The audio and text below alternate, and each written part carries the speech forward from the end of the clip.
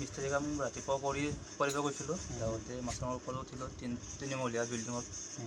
তাৰ পৰা মাছাং ভাঙি কিনে মানে পৰিলোঁ আৰু। কিমান দিনমান হ'ল আপোনাৰ? আজি 6 মাহ হ'ল। 6 মাহ ধৰি কিনে এনেকৈ বিচনাত পৰি আছোঁ আৰু। ৰাজহাড় ভাঙিছিল, ৰাজহাড় ভাঙি কিনে নাৰ্ভ চেপ্টা হৈ আছে, তাৰপিছত পেৰালাইজ হৈ গৈছে আৰু কমৰৰ পৰা। আপুনিয়ে অকল মানে ঘৰত উপাৰ্জন কৰে? হয়, ময়ে উপাৰ্জন কৰা আছিলোঁ।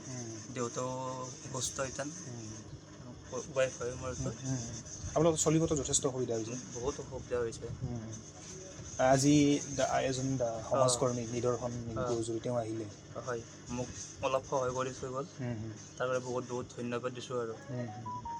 আপুনি আৰু কিবা ক'ব বিচাৰিব নেকি অসমবাসী ৰাইজলৈ, যিহেতু আপোনাৰ কিছু অৰ্থনৈতিকভাৱে সুবিধা হ'বই? হয়, মই ৰাইজক হাতযোৰ কৰি কৈছোঁ আৰু মোক আৰু চাওক আৰু কথাটো এনেকৈ ময়ে কথাটোত তেনেকৈ আছিলোঁ কথাটো। চিকিৎসাৰ বাবে আপোনালোকৰ কিমানমান পইচাৰ প্ৰয়োজন বা তেনেকুৱা কিবা হৈছে নেকি? পইচাৰ অসুবিধা হৈছিল, এনেকৈ মাটি অলপমান বিক্ৰী কৰা হৈছে আৰু। থাকিবতো জেগা নাই, অলপমানে মাটি আছিল, তাৰে অলপমান বিকা হৈছে আৰু। টকা মাটি বিকা গৈছে, বস্তিৰ মাটি বিকা গৈছে। ঠিক আছে। মই যোৱাকালি ইয়াৰে স্থানীয় যুৱক এজনমানৰ পৰা খবৰটো পাই মই লগে লগে আজি ৰাতিপুৱাই আহি তেখেতৰ ঘৰত সাক্ষাৎ কৰিলোঁ তেখেতক, আৰু তেখেতৰ আশু আৰোগ্য কামনা কৰিলোঁ।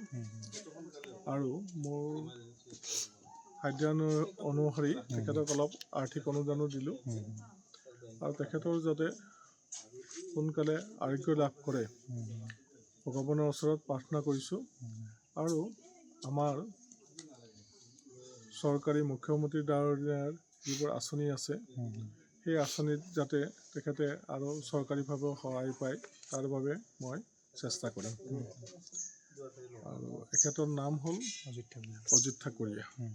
তেওঁ কিবা মিস্ত্ৰী কাম কৰি থাকে? তেখেতে ৰাজমিস্ত্ৰী কাম কৰিছিলে।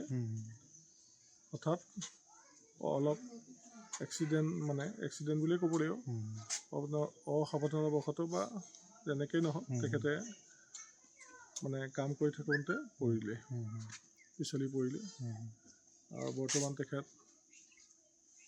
খোজকাঢ়িবলৈ অসমৰ্থ, আৰু থেৰাপি দি থকা হৈছে, যাতে উন্নত চিকিৎসা লাভ কৰে তাৰ বাবে মই ব্যৱস্থা কৰিবলৈ চেষ্টা কৰিম।